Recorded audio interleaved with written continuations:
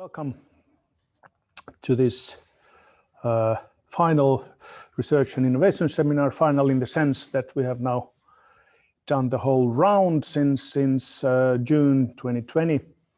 The governance stream started hosting RIS sessions, research and innovation, pronounced as an acronym RIS, indicating some sort of hopeful future rising, not RIS, as Matti keeps saying. And this is the very last of this style, where researchers are simply presenting their results and ideas and insights and plans in some cases, and the next RISE will be reorganized towards more city-oriented, more business-oriented. We don't know yet precisely what it will be. So Matti Hämäläinen and I, Kalle Toiskallio, we are hosting or moderating this session. I think you all know Matti already. He has been putting up research and innovation centers in many places, in Finland, in Shanghai, in US, and now in this Finnish Twins project, where we are putting up this smart city, Finnish Twins Smart City Research and Innovation Center. That name is not precisely set yet. Yes. What else? I think that's good enough to get started with the final set of the first round of RIS. Now let me get this mask off. RISE. It's RISE. Yes, so last one of the RISE. First round of RIS sessions. We'll get started. And we have this time urban analytics and data stream, that is this sort of hosting or providing presenters here, and urban analytics and data stream is a special case. There are many professors having very different domains, and this time we have Professor Matti Rossi here and his team member, postdoc Hadi Ghanbari, and then from computer science, Matti Huotari, PhD student, although rather experienced guy already. And Matti will give us introduction. Sorry, which Matti? There's three Mattis now. So many Mattis. Matti Rossi, Professor Matti Rossi. Title is something like Business Perspectives on Database Services in Twin Cities. I still want to say one thing. Even in Finnish Twins and in Aalto University, we still have this engineering disease that engineers think that they create everything and save the world, but then no one is willing to buy the products in general, and this disease is with us also in this Finnish Twins project. So there are all kinds of engineers around us, even mechanical engineers, and very few economists or researchers who understand business models and business in bigger scale. So in this case, we have special opportunity to hear also this business and monetizing perspective, dealing with smart cities. So Matti Rossi, if you still are there, please start your presentation. All right, thank you very much. Yes. So I'll talk shortly about business perspectives on database services in Twin Cities. My idea is to really give some of this perspective of how to make services available and data available, not only available, but also sustainable, and even in some cases to make some money out of it. My own background is I come from the Aalto School of Business, and I like to remind that I was earlier the editor chief for communication of the AIS, which is a information journal which has the original article about business models for services published way back in the early 2000s. So, and I think this is very, very important perspective, because it makes it not only makes somebody very rich in some cases, but also it makes many of these services possible if somebody is willing to pay for them. So, business from data, we have been studying this in the open data context for quite a while, and I think the connection into city data from the open data is quite clear. Cities gather vast amounts of data, often in disparate formats, but it provides opportunities for new services, and in some cases also for new income streams. And I will talk a little bit about these possibilities. How do you create new services from the data? So city data can be used very creatively. There have been a lot of hackathons in the last 10-15 years on these. Ratiopas, which is a city public traffic service, is funny. It's always mentioned as a success story, and these work quite well. And these also, from these you can actually make money. But then there are many, many others. OpenStreetMaps, an example. In this context, data about the circular economy, how it works, energy usage, these are coming more and more important, and they also allow for refinement. But for this to happen, you need to have, as a prerequisite, you have to have information in standard formats. And I think I like this in the Twin Cities context, that the more places that have standard information and that have standardized APIs, the better it gets. I was just this morning, we were talking about a certain research project that we would like to continue on Twitter data, and we learned that APIs have changed. It's kind of horrible when the APIs change and you notice that all of the stuff that was done for previous data gathering rounds is now more or less obsolete because you have to rewrite it. This is highly annoying. So standardized APIs, standard information formats make it worthwhile to develop these things. So it's important for the scalability and continuity of the data businesses. Many of the early examples that we saw of database services were based in the end of the day into screen scraping and really, really fancy uses of string manipulation. And the sad part of those is that when somebody changes an HTML file, then those string manipulations don't work anymore. There have been Finnish products in these and actually quite many services, but that's not able to sustain many products. For example, the Ratiopas, which is a success story, to my understanding, it provides subsistence living for one person. Value of the raw data is zero without applications refining and adding value to it. So you have to think about how to refine it. At the same time, third parties and small service providers can create applications.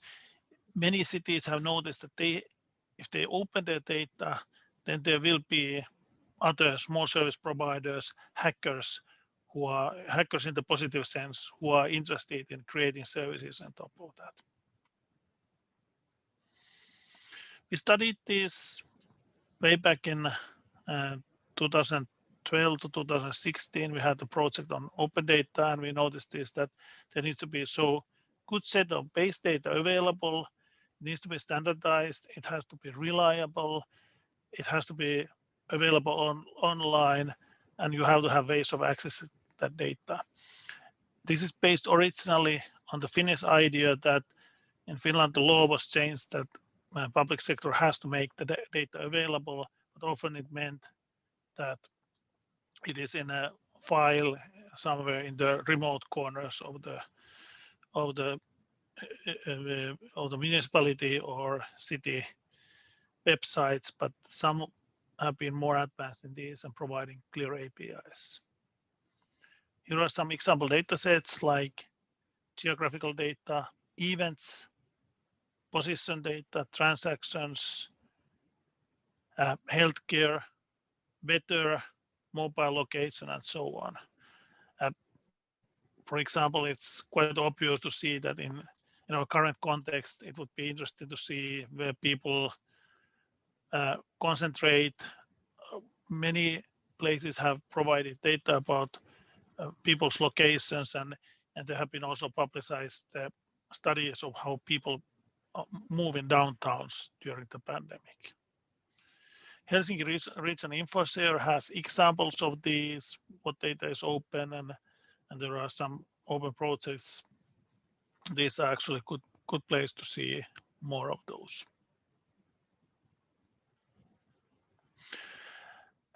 We did last year a study of data monetization with Petri Parvinen, Robin Gustafsson, Sini Pöyry, and a few others about how to monetize data in business-to-business context, but much of this is the same for cities. And here we have a simple matrix of these. I'm not going through this. I have in the end the full paper, and we can provide more ideas about this if interested. But the basic idea is that we look at what is the idea, how much you want to refine the data, and then what is your expected amount of customers. So on the level of refinement, X we have selling the more or less the data in standardized format. And then next level is that you provide insights, and then the third level is that you create actually a scalable service. And on the customer side, whether you want to provide this to your current customers or you provide it to other actors in your current value chains, or you can provide it openly to anyone. And as you move on these axes, the complexity and scale grow, and the opportunities, if you are lucky, also scale. But we propose that it's a good idea to start with thinking about using data that you know, and the partners that you know. So in practice, this will be, for example, sharing more data about, just out of the top of my head, about road conditions with those servicing the roads, which is largely done already, or then thinking about how, say weather info and the road conditions, how these can be put together, how the current users can use them, and how you can make services on top of that for, say, in the end of the day, for, say, individual user of the road.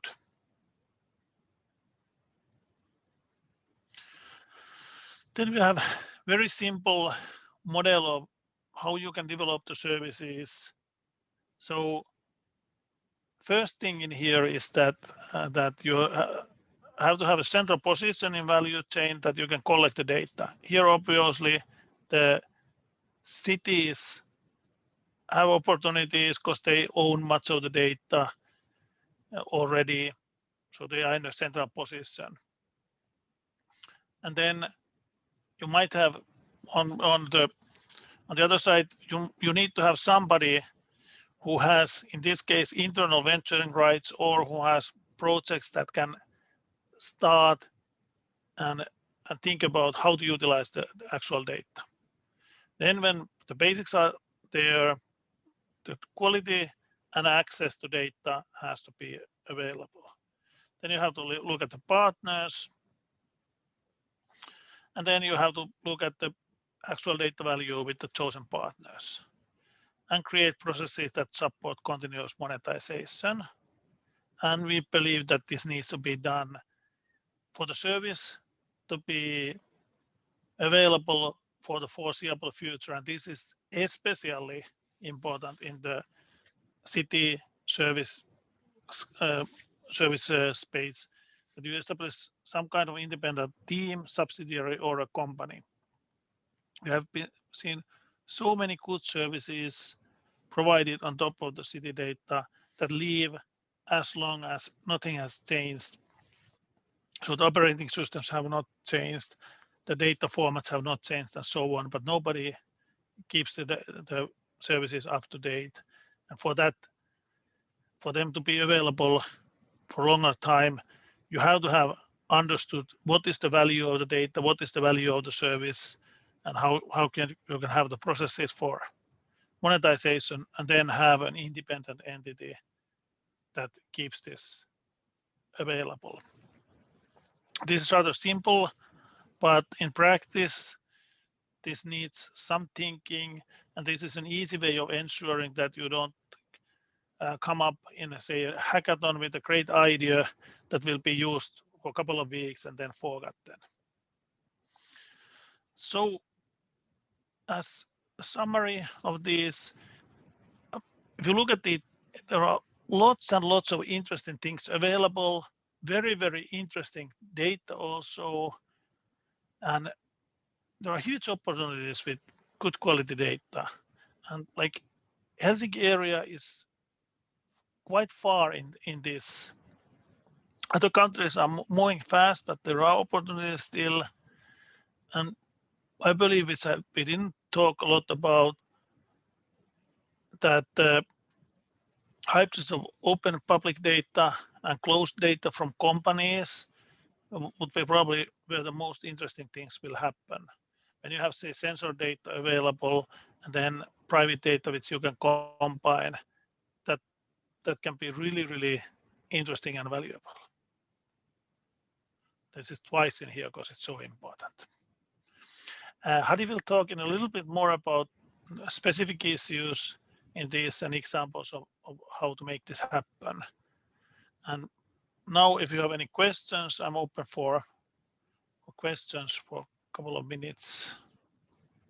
Thank you very much. All right. So this Matti's presentation was the introduction to Hadi Ghanbari's presentation. One thing comes to my mind immediately. I'd like to ask about it. We know that companies, big and small, are creating all kinds of data. In some cases, the companies themselves do not understand the value of the data.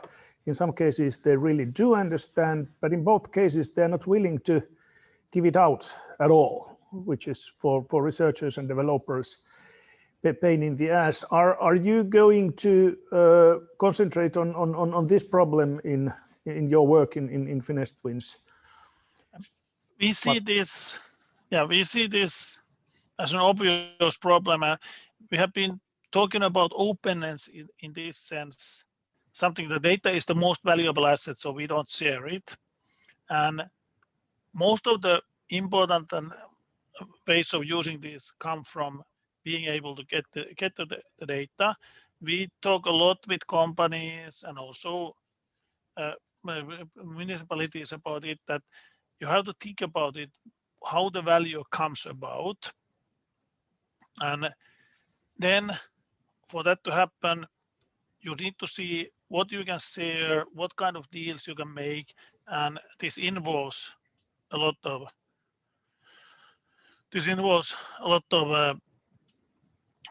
negotiation, and also the value has to be thought about, because it's very easy to ask too much money for example, API access.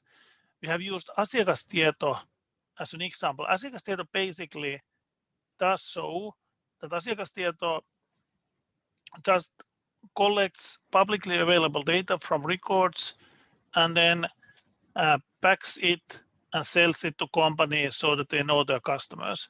And very interestingly, the asiakastieto has what is it, like 70% profits on this.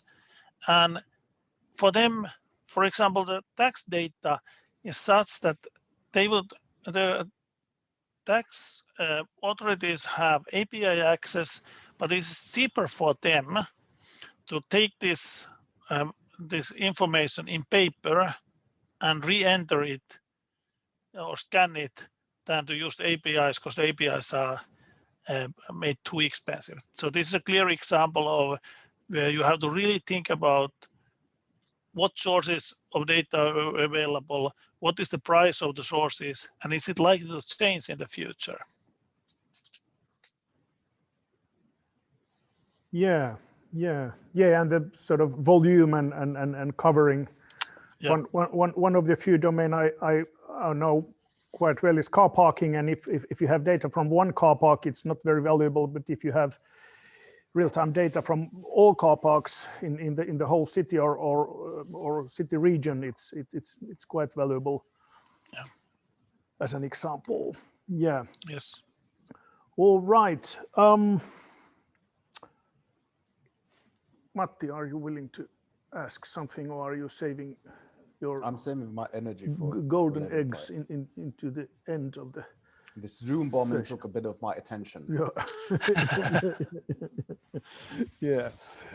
Security issues are always important. Good reminder for us. So, Hadi, after this introduction, I think might be your turn. I'm editing the RIS block all the time, so we can keep the time when I'm changing the timing here. So your title is formulated by me vaguely about data-driven digital innovation in smart cities, but Yeah. please say it more precisely.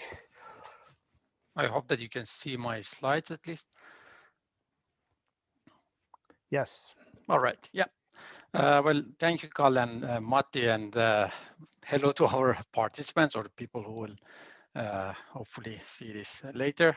Well, my name is Hadi Ghanbari, and I am a postdoctoral researcher at the Department of Information and Service Management, Aalto University School of Business. And I'm also affiliated with the Finnish Twins Center of Excellence and a member of the Urban Analytics and Data Research stream. In my personal research and also the research that we are doing in this context, I mainly look at how information systems and digital services are developed and used. So I must say that even though I have a software engineering background, as an information system researcher, I'm more interested in the social, technical, and organizational aspects of digital innovation. So, and that's why I chose this the title or topic for the presentation. So let's get to that. But so what is digital innovation? Well, originally software information system products were mainly used to support and to some extent automate companies' internal business operations. Still, many companies, I can even say most of companies, they still use these legacy systems in their daily operations. But information systems and digital technologies, they play I would say an even bigger and more important role in modern business environments and also in digital societies.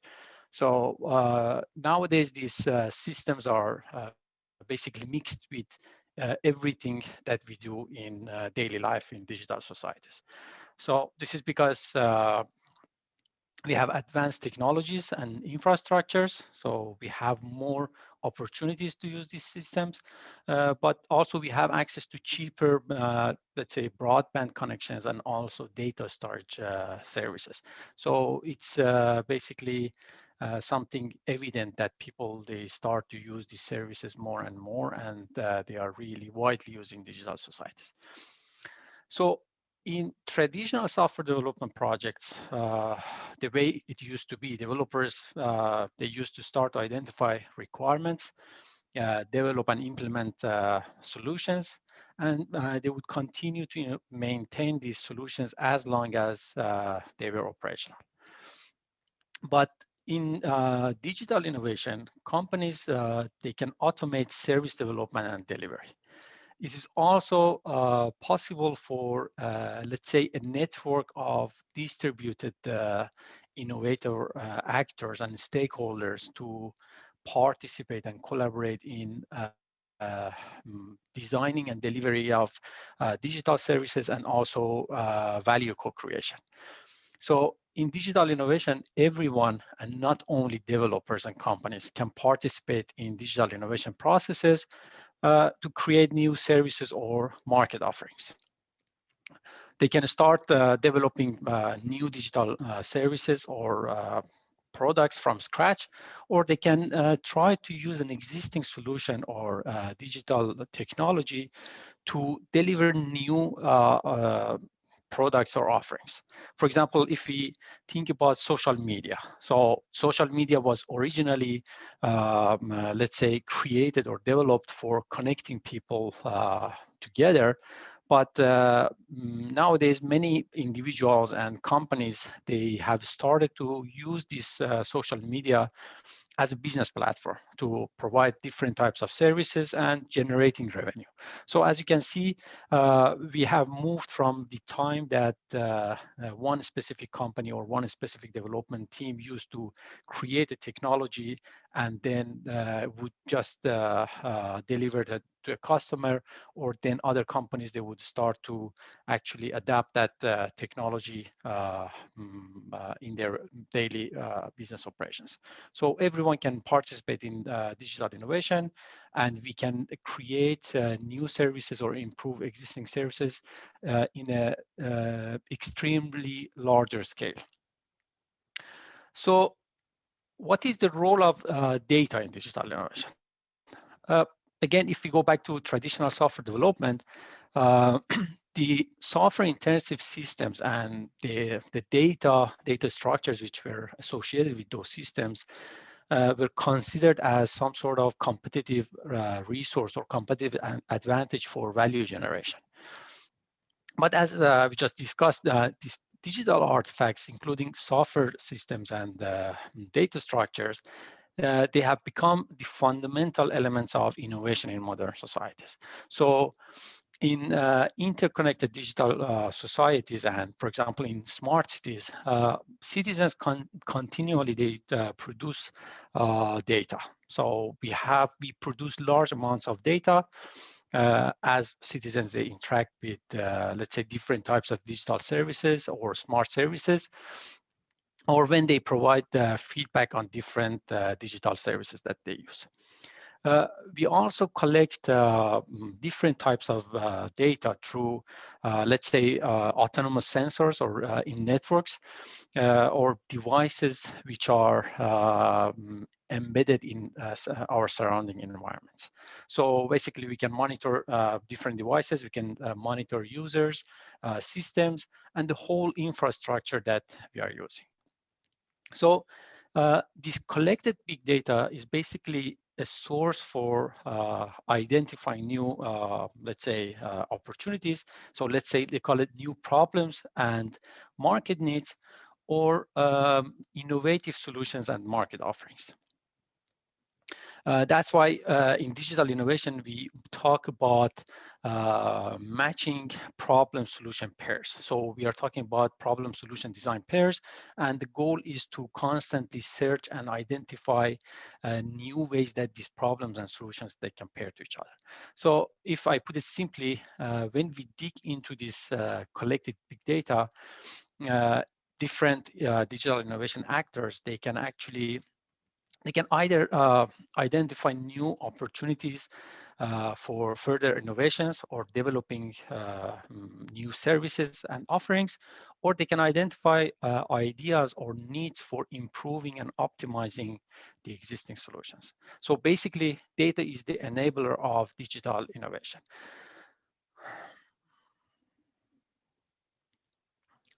So in our research team, in the context of Finnish Twin project, we mainly focus on different socio-technical aspects of data-driven digital innovation in smart cities. Well, our ultimate goal is to understand that how these digital services and innovations are developed and used in smart cities.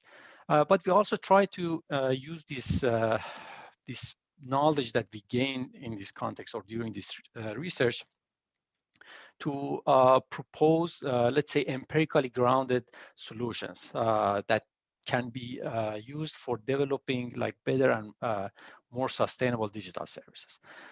So I'll try to actually like group our research activities that on our ongoing research activities in this in the context of Finnish Twins.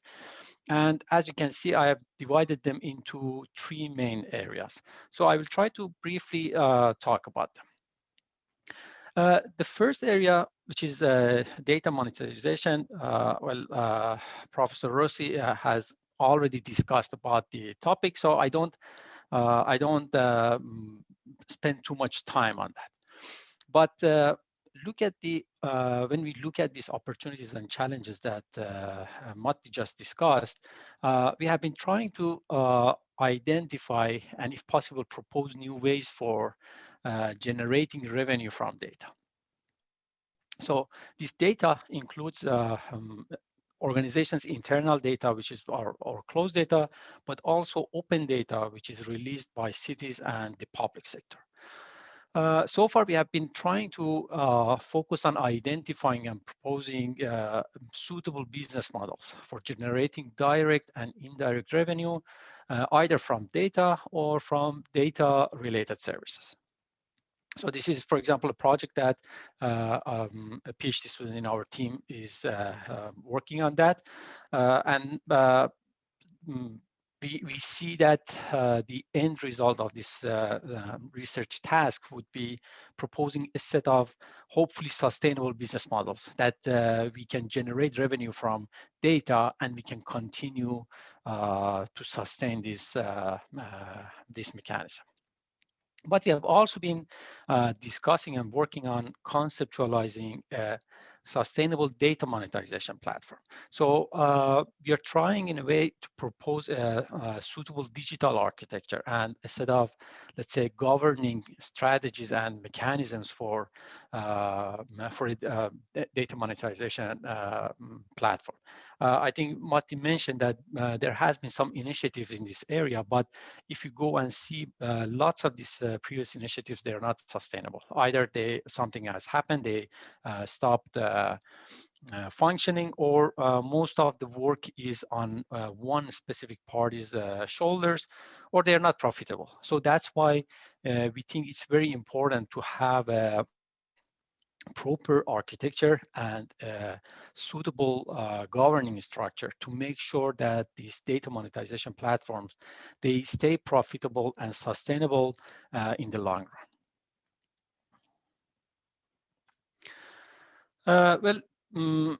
If the second area that I will talk is about sustainable smart city services. So if we think about the recent dialogues about sustainable development goals, well, it's obvious that we need smarter and more sustainable cities. It seems that based on previous research, it seems that until now, cities and smart cities, they have been mainly concerned with the technical and economic aspects of sustainability, while social and environmental sustainability have received less attention. So as a part of our second research area, we have been focusing on understanding how we could address sustainability needs while designing and using smart city services. So we have actually approached this from 2 interrelated perspectives. The first one is developing sustainable digital services. And the second perspective is to develop services for smart and sustainable cities.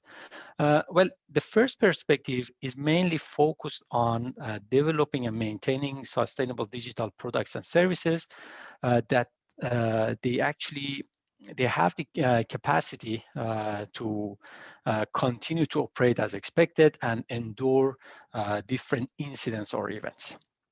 So we argue that the technical and economic aspect of digital innovation cannot be separated from its social and environmental aspects. So any design decision that we make while developing digital services, they will definitely have some sort of social, economic, and environmental responsibilities and consequences. For example, let's imagine that we ignore certain quality and sustainability considerations when designing a new digital service. So we actually, what we are doing here is that we are accumulating maintenance obligations, which then most probably it must be paid back by the future generations of these service stakeholders. So basically, we try to do something to gain some sort of benefit right now, but we ignore the long-term and future consequences of our decisions. So this is one perspective on this issue of sustainability. In the second perspective, we have been mainly focusing on developing more engaging smart city services. So the idea is to increase citizens' awareness about the importance of sustainability, all different dimensions of sustainability, and basically encouraging them to contribute to those sustainable development goals on daily basis. So we have been particularly focusing on using data-driven and citizen-centric approach for, let's say, developing more engaging, smart, sustainable city solutions. So we have been thinking that how can we put urban analytics as one big resource that we have here, and citizens as the other, let's say, big resource that we have here, and put them together to come up with a solution for designing more sustainable services.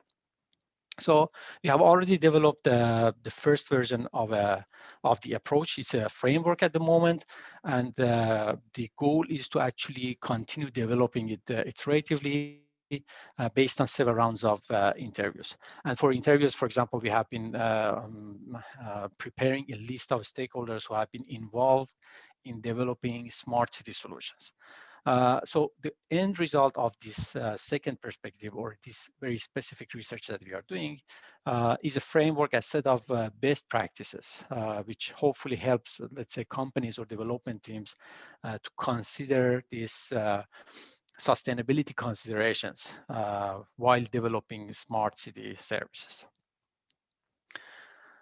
Right, so we get to the last area of the research that we are actually doing in our team. Well, we cannot talk about digital technologies and smart services and then in a way ignore information security and privacy.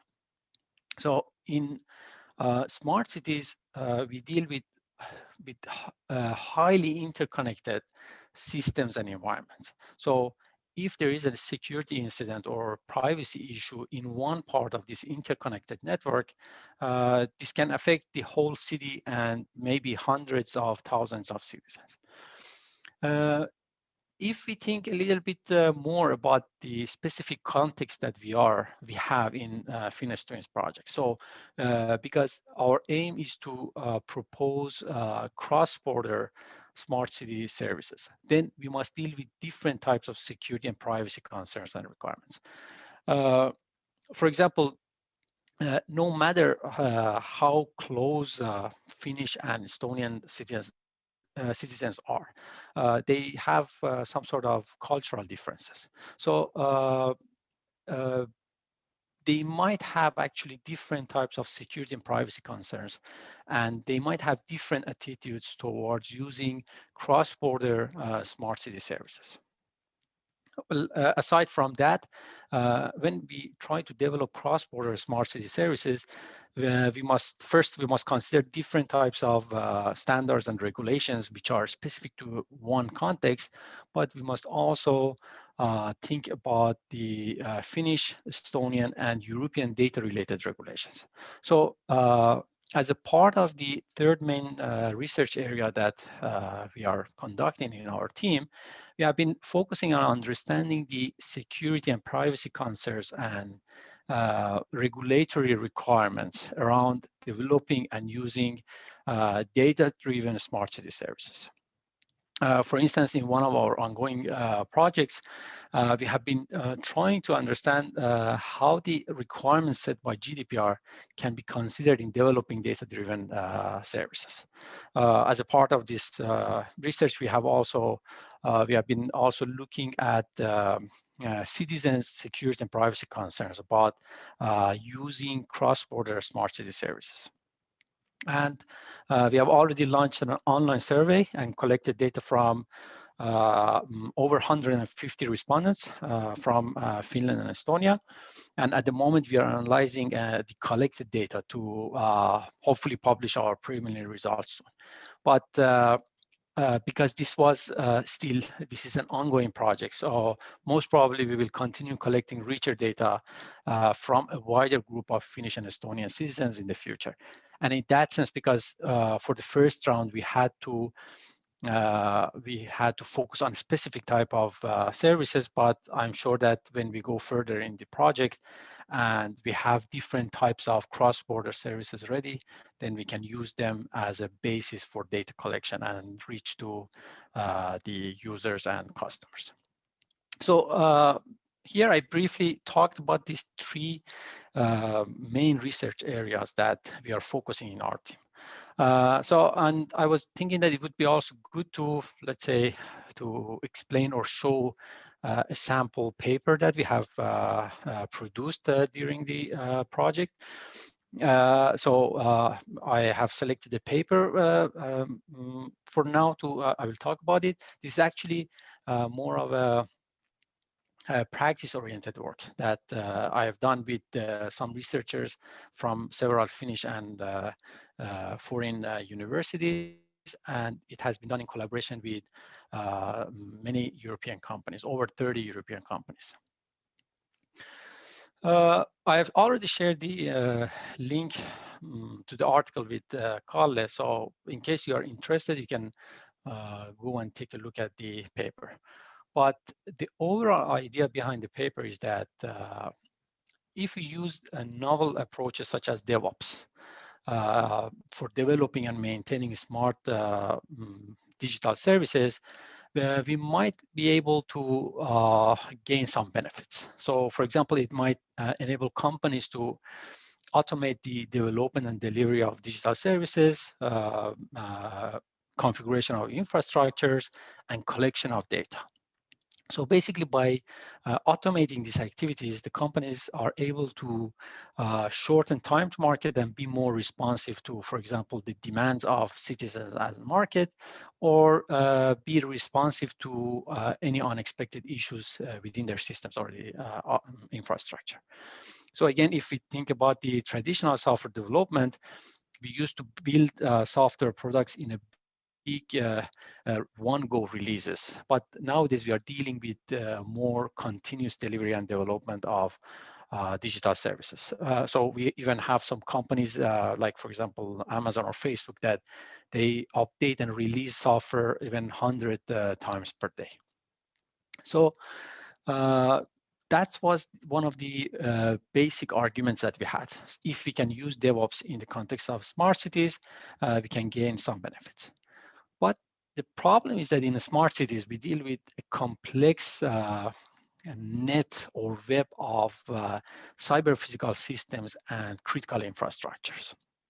So these systems or this complex network is actually expanded to many industrial sectors that they are regulated, for example, to the healthcare, to automotive or energy sectors or transportation. So these cyber physical systems or these networks, they consist of many basic information systems and embedded instruments which are used to sense, monitor, and control the physical environments of cities.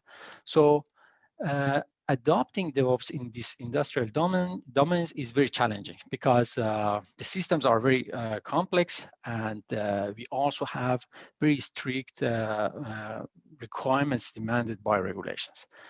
Also, most of these systems are critical, so even a minor security incident or failure in any of these systems might have a huge and devastating financial or even human loss for smart cities. So being aware of these challenges and the benefits of DevOps, we try to see that how can we propose something which can be actually used in this context. So we proposed an approach called Secure DevOps. We collected data qualitative data from 33 European companies, and most of these companies they are active in they are actually active globally. They have their headquarters in one of the European cities, but they have customers all around the globe. And they produce different types of cyber physical systems or smart industrial systems. So using the data which have been collected from these companies, we try to put together a set of requirements, benefits, and business impacts that we can consider, or we must consider, or we can gain from adopting DevOps for continuous development and maintenance of smart industrial services. Then based on that, we try to propose a high-level new approach called Secure DevOps, which tries to consider different human factors, different tools, technologies, and processes for adopting DevOps in different industrial domains. As you can see here from the framework, this is actually very high-level and preliminary framework. But as I said, in this project, our main goal was to propose an immediate solution based on the requirements collected from European companies. So our goal was not to develop let's say, conceptual or theoretical framework grounded in empirical data, and it's targeting a high quality venue. But that can be a sample or an example of these empirical studies that we do. We try to find a real life problem. We try to look at the needs or expectations of stakeholders, and then we try to see that what kind of solutions we can propose to address them. And as you can see in most of the cases that I talked here, data is actually the enabler of the services that we are dealing with, but we also need to remember that there are different aspects of data. We have the security, we have the privacy, and the quality of data that must be considered while developing these kind of services or using this kind of services. So this was the last part of my presentation, and I don't have anything else to add here. So in case you have any questions or comments, I'm more than happy to hear. Well, here is at least my contact information. If there are any questions from the audience that they didn't have the chance to ask, they can just send me an email, or if anyone is, if they would be interested to work on any of these areas that I discussed here, we would be more than happy to collaborate on these research projects. Thank you, Hadi. Matti, you Yeah, I think something. Peter typed in a question in the chat. So Peter, would you like to speak that out? Yeah, I was preparing some questions because I need to go in a few minutes. But so I had a few questions on this, on the monetization of data. Do you see opportunities for also sharing physical resources with the same digital solutions, whether it's within or across organizations? Well,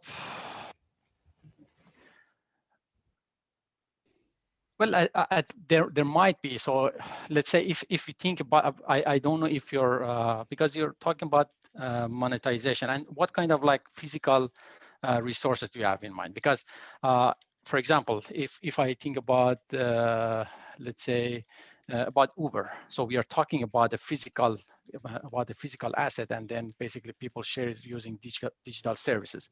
But I suppose that your question is more related to data monetization. Oh, well, I was more thinking on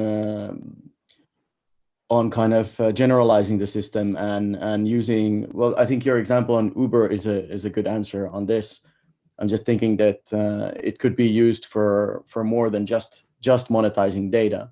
But do you have any good examples for data monetization that apply here? Well, at least I can see that we have a comment from Matti Huotari that I don't know if he's talking about the same thing that we are discussing here. But as I said about data monetization, we have been thinking about, basically there are many different ways to generate revenue from data. So either you can generate direct revenue or you can generate indirect revenue. And then the let's say the value which you can deliver here is either the data itself, so you can let's say provide access to the data, or you can provide data-driven services. So if you look at for example, if you look at the previous initiatives, you can see that well, some companies, they have data, they provide data, then we have other companies that they try to look at data, provide, let's say, clean data, provide data dashboards, reports based on that data. But here, as I said, we have two ideas that they are relevant to each other. First is to find business models. And as a part of business models, then we need to look at different ways that this value can be generated. So, and then different activities that we can do. So that's, as I would say, just for now, if on top of my head, so this like direct and indirect ways of generating revenue from data, they're possible. We might have companies that they could provide, let's say, data on a specific, let's say on very specific area. They have collected data, or they have data on a very specific area, and they would be willing to share this with other companies. There might be companies that they actually, they are willing to provide data-driven services to, let's say, large organizations that they have data sets, and based on this, or let's say combining this data and data-driven services, they can maybe help optimizing the business operations of the larger companies. So this is again about different ways that we can generate revenue from this data or data-driven services that we can provide to the platform. Thanks. Yeah, and I also had a question on data privacy and security. Okay. About kind of, can it be, do you think that it can be efficiently kind of centrally managed, as you mentioned, GDPR and all of these things, which tend to be some sort of obstacles in managing people's data, or should it be delegated more to the users themselves? Well, again, here, I at least I can think about two different concepts. Well, if we have a central management mechanism, the good part is that if we have a high quality, well-protected central, let's say, entity who's take care of the security and privacy, okay. So the different people that they use these services, they have at least some level of security and they are protected. But then at the same time, if that, let's say, central point, that central service provider is compromised, then all of the users or customers who are actually involved in this platform, their data and the security will be compromised. So at the moment, as I said, we have been we have started with GDPR as a first point, and then we are trying to see that. What are different like regulations that they must be considered in this context? And in this context, I'm talking about Finland and Estonia. So as I said, we need to think about different Finnish regulations, Estonian regulations, and also European regulations. And then based on that, it would be we need to come up with solutions. But personally, I think if we can find a solution that users they own their data, they control their data, they basically are responsible for their data, and they can decide with whom they want to share their data and with what kind of, let's say, services that they can provide the data for. So in that sense, yeah, I would say maybe having it on the citizens part is better. But then on the other side, if you have a central repository, or if you have a more well-managed, let's say, spot or point, then maybe then the security and privacy considerations could be managed in a more general or more centralized way.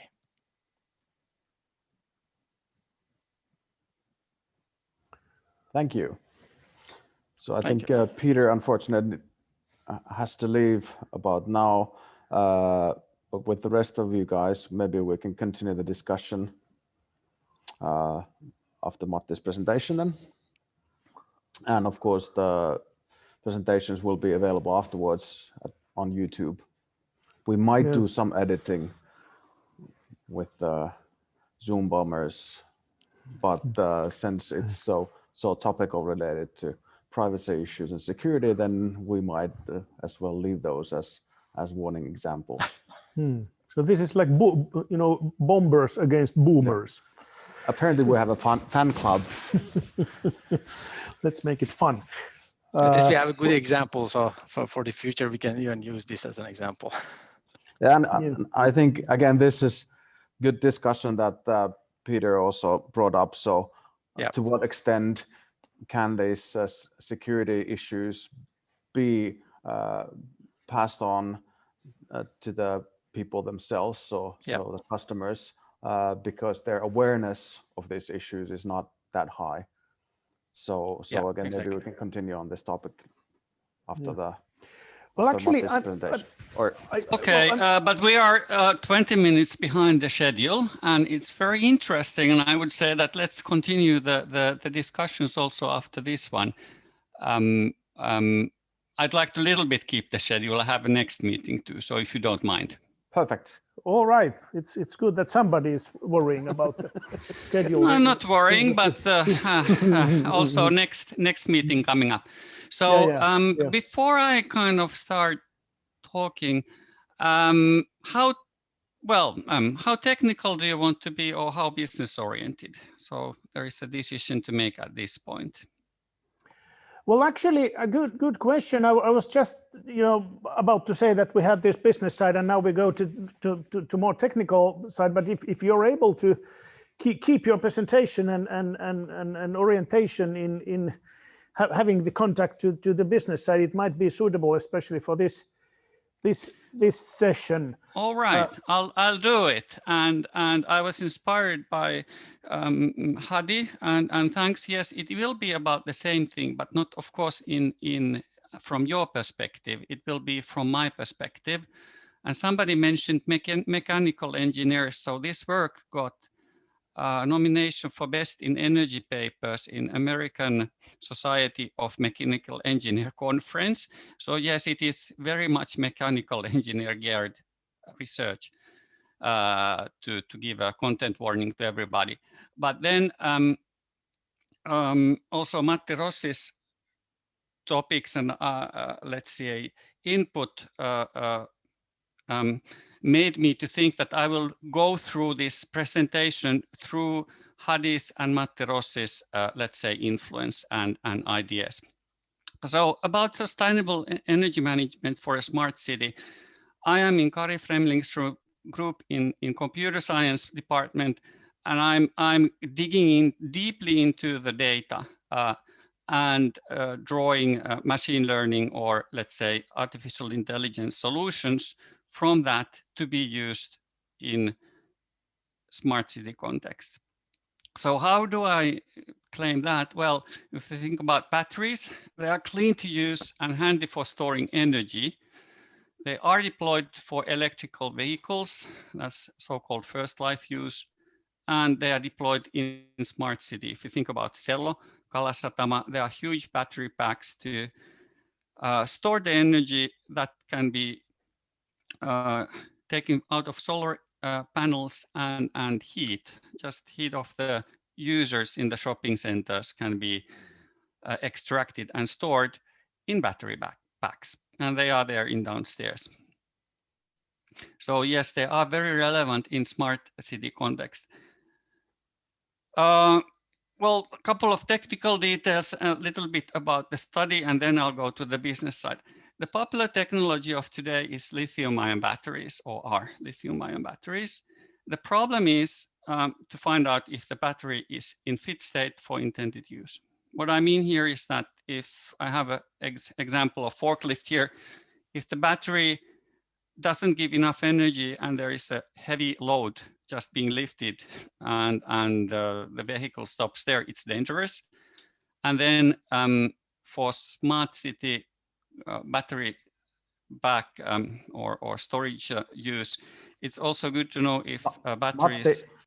When I was building this model, I had a factory and real data from all over the world. And the data in black here on left. And I use it for making a machine learning model, optimized it, found the best model for the use of predicting the usable lifetime for a battery. And the use case why I did it was, I explained it just a moment ago. But what were the difficulties on the road? Well, there were gaps in recording. There were different forklift operational environments. I could see that they were used in some very hot countries and in some very cold countries, because I had also the temperature and environmental, let's say, indicators. But those are the kind of things that were expected, and I could resolve those. But the problem was maybe the lithium-ion battery technology and the factory and the forklift manufacturer versus their expectations towards me. They kind of thought that our group can be, they just really literally dumped data on us and said, do something with it. I didn't have even the labels or the meaning of it. And I was like, whoa, whoa, whoa, hold your horses. I have to know something about it. And it led to opening up the discussions with engineers there. But that was a culture shock to me to find out that people think that if there is data, it will come to something just out of its own, just, you know, you give it to expert and something happens. Well, garbage in, garbage out. That happens if there is no explanations. So findings for smart cities at this stage, I'm now deep down in developing machine learning model, is quality, quantity, and access to data is important. So I had quantity first. I had over a billion kilobytes of data. Then I got a little bit quality after discussing and finding out what the data actually meant. But the key and crucial point was access to data, which I meant in this case, access to engineers, access to experts that had developed the basic system. Without that, the model would have been, let's say, worthless. So let's skip a little bit about the findings. We had two competing models. One was reliable, but predicted bad, and another was fancy and very good predictor, but it was so good predictor that it started to look fishy, meaning it overfits the data and wouldn't really be useful in real context where new data would come in. It wouldn't be this good when new data came in. It just adapted to the situation that I showed it too well. So the truth lies in somewhere in between, and this is the next step of my research. I'm developing a model that would somehow combine best of these two, both worlds, being reliable and innovative and adaptive in good ratio, so that the predictions would be reliable and credible. So far so good.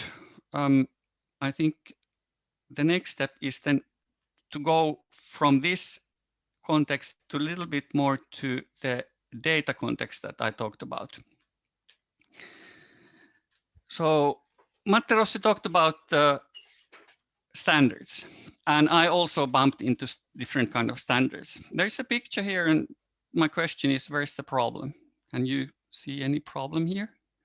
Well, some people say it's a problem because this is a picture of tree and it appears on web pages sideways, which is not how we typically kind of see trees growing. They grow upwards. The problem is that it's sideways. The web pages use standards. One is PHP. Then there is this EXIF, which is related to how pictures are put into pages or different media. They both are open. They both work okay. And the problem is that there is no responsible for solution of making the picture standing upright. There's lots and lots, pages and after pages about PHP. Professionals saying it's not our problem. EXIF came later. They should fix it. EXIF says no. It's only about the orientation of the pictures, nothing to do with web pages or technologies such as PHP. And the solution found to this is, well, either you do a lot of hacking, but actual solution is that you have now a new set of standards, which is WordPress or some other new open technology, open standard technology for making web pages. So it caught my ear a little bit that Matti Rossi says that standard is solution. They definitely are. We wouldn't be here, we wouldn't have the pages, and we wouldn't have the picture orientation if there wouldn't be open standards. But the problem is that when you start to have many standards and many cities and many, let's say, participants, the, let's say, responsibility for adapting the all or putting all together tends to go somewhere. And in context of smart city or for my battery packs, what is the incentive for a city or battery manufacturer to collect the data and make it up to new coming standards? There will be a new standard. There will be something that will mess up the things, APIs and all that. But how to deal with it? That's actually, from my perspective, which is now software developer who wants to, build a software that's commercially viable. That is a problem, and that somehow, in my perspective, it is discussions between cities and software developers that has to be ongoing to have a consensus or have at least a direction about what's the typical set of standards that's used. Then a little bit more about discussion on topics. I have experience in several hungry startups in smart city context. I have a Spanish example, Mass Factory SA. They have app and down application. You can Google it up. And it's not a secret. It's with many applications like this that have the same kind of, let's say, dilemma. And I'm talking about now public sector service or smart city concept. So for a manufacturer, it's a crucial issue how to make a scalable product. The product development needs many guys to program it, test it, launch it, and then update it. And there has to be money, and the money comes from market that's big enough. So it's not good that we have a solution for Helsinki, for Tallinn, for Barcelona. It has to be many cities. And actually then what is the market? The public customers are so late that for a startup, it's almost desperate if it takes 2 or 3 years to make a decision, as it is in EU, in our experience or my experience. I'm not only talking about Spain, I'm talking about Sweden, I'm talking about Finland as well here. We found out that US customers are speedy and they are also open to, let's say, European startup. They give money in 1 year and you can start your trials and get up and go. So for smart city concept, I think making the city decision-making speedier is really a key issue. It's about money for the makers. And now again, I'm talking about from hungry startup developer point of view. Then the UE service market is hugely underdeveloped.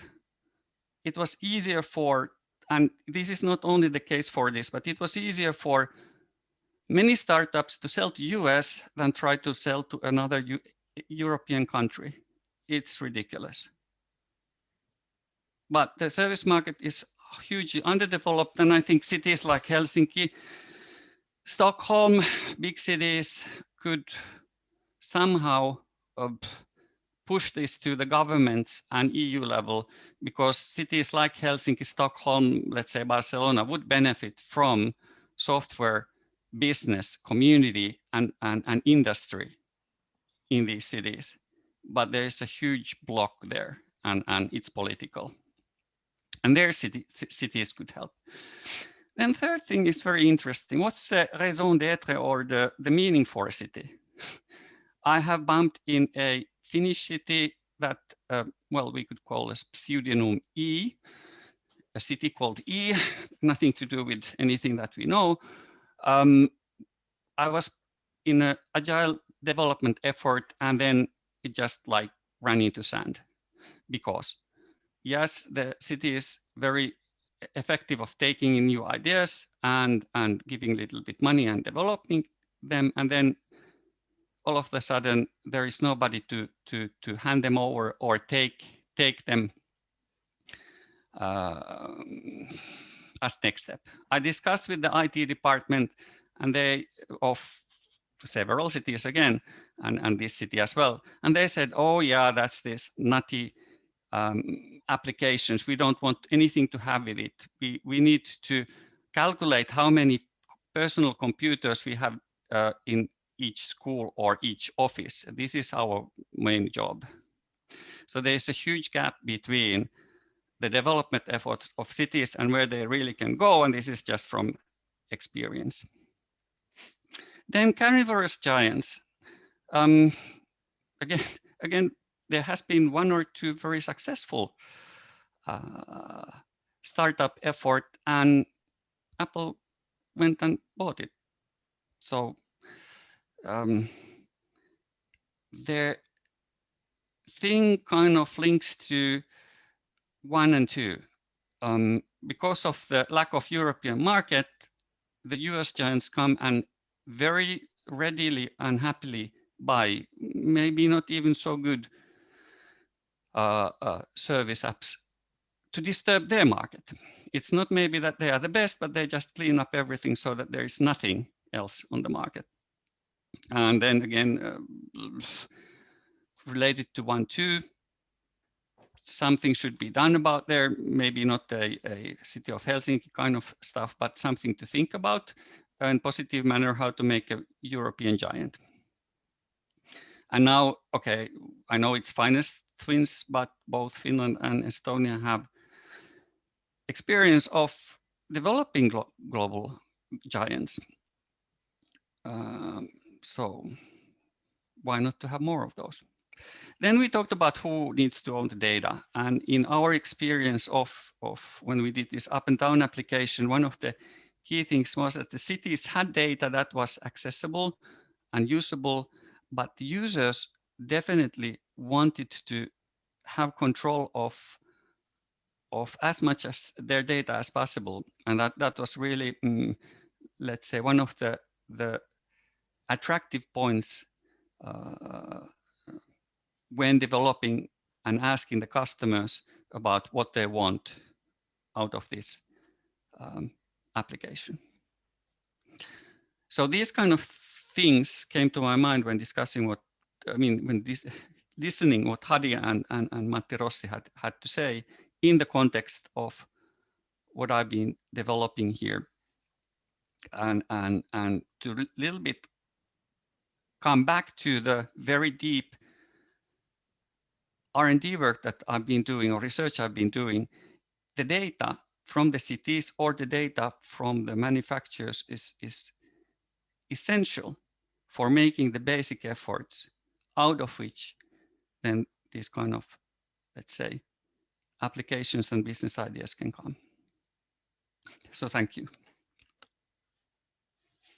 Thank you, Matti. That was very refreshing way of handling it. I hope really that you will write this in whatever format you prefer, whether it's academic peer review paper or presentation or more popular paper. And I really hope that in Finnish Twins project we will discuss about it with cities, because the cities are at the moment the how could I say main target, main possible collaboration type. Of course, big companies or small companies, but we haven't done much dealing with that yet.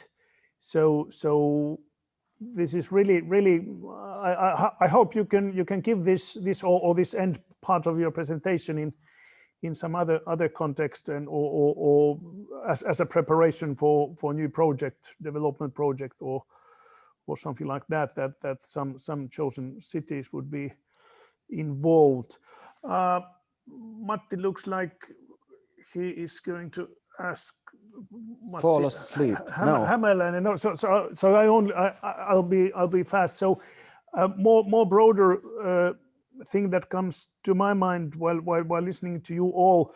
I've understood that the smart city discussions and well practices and well perhaps even research is very different in Europe, in China, or in the US.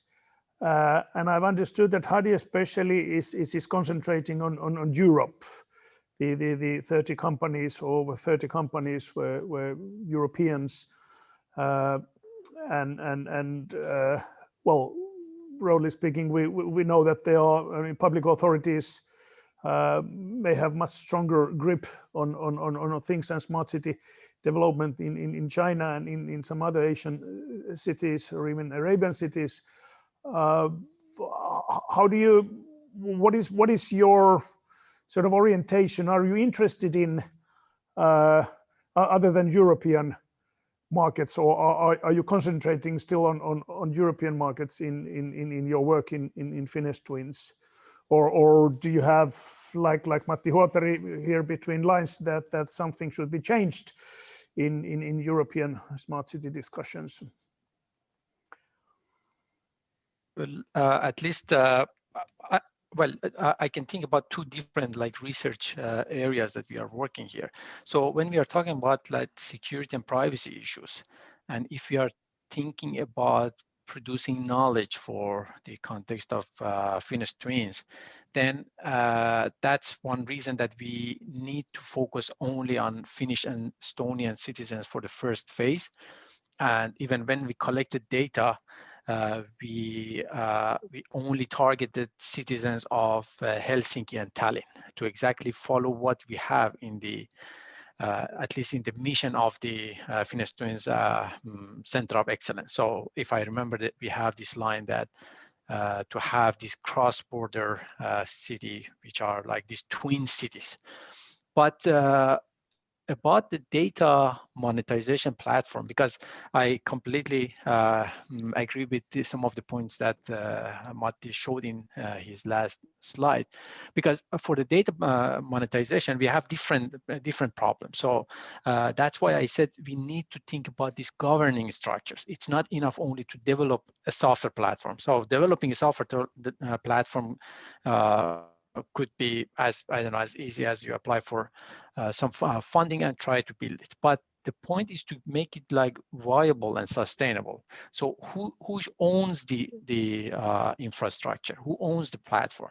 So at least in some previous research that we have done, we try to do some tests or experiments on this. That how can you convince big companies that they are actually somehow they are competitors? And how can you convince them to get to some sort of partnership, which in the first site doesn't have any like benefit or any value for them, but then you need to show them that, so what are the added values that they get from that? So in that sense, this with the platform, with the data monetization platform, our goal is first to identify these or conceptualize these business models, these governing structures, the digital architecture, because when we have those, then we can start to think about, okay, now it's time to move to a bigger market, try to test it in like in different regions. So for example, in North America, how would the let's say North American customers or companies react to this? And of course, when we go there, then we also need to consider the different like organizational and like different types of culture, how people they think about it. If people are willing to provide their data, for what purposes, for what kind of incentives, how can you convince them? So that's why I think, at least related to security and privacy parts, or we at the moment we only focus in the Finnish and Estonian context, because that's relevant to what the goal of the project is. But when we think about this data monetization platform, that's something that definitely we could consider like extending it to different regions and different countries. Yeah, it's really great that somebody is keeping this Finnish-Estonian relation or cross-border activities on the table, because I must say that our Estonian friends are not so much interested in Finland anymore. They're more interested in continental Europe and global markets, and there's more exciting things. Well, Finland is not a market. Yeah. So well, yeah. If you're rational and a business savvy, it would not look at Finland for making profit. You need to look elsewhere.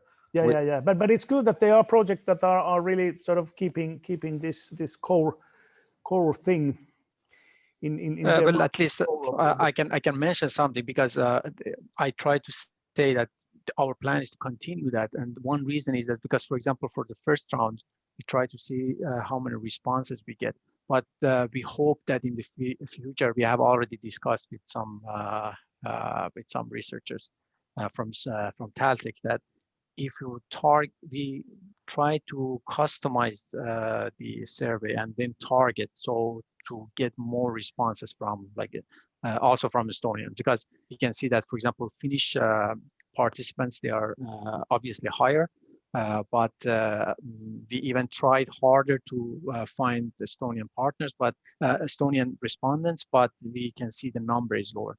But definitely when we go a little bit further in the project, if we have some specific solutions, it would be good to see, because this is the first cross-border smart city that we are talking about. So we really need to think that what is the reaction or attitude of the citizens from these two different cities towards these cross-border services. Yeah. And of course, the administration related to data or the governance, this is a big issue, because Finland and Estonia are two independent countries governed by two independent governments, and neither one can control the other one, which means that there needs to be a lot of coordination in any collaborative efforts, or otherwise it will not happen, or it might just trip over some very small detail. And I think this is something that during the Finesse Twins project, we need to identify as many as possible of these caveats that we can trip over easily and figure out how we can make, I would emphasize, commercial solutions or examples of how to do cross-border collaboration. And that's why I like this approach that we have, that it's everything is supposed to be born cross-border. Yeah. Well, I think we have discussed this already in smaller circles, but now when we are online and in video and everything, great. I'd like to repeat the discussion or have your promise to serve Finnish Twins project with your well, probably taken business perspective, because you really are minority in among these. How many researchers we have? Over 60, and then 100 persons in together. So it's really important, and I hope that you keep being proactive, dealing with well, city challenge, these large scale pilots as we call them internally, and whatever activities we have in the Finnish Twins. So I really hope you're in there. And dealing with that, I think we might smoothly go to the very last point or discussion area. We'll try to keep it short. We don't have much to say actually. Well, we always in these RISE sessions we try to give some greetings or say something about the general project situation. The large scale pilots are running or starting at the moment. I think they're not worth mentioning anymore so strongly, but PhD school will come. We don't know yet what it will be. We have a kickoff session in the 23rd of March, noonish, 11 or 12. Yeah, so we'll send to the PhD students that are in our email list. We'll send an invitation to this event, but please share the word within Finnish Twins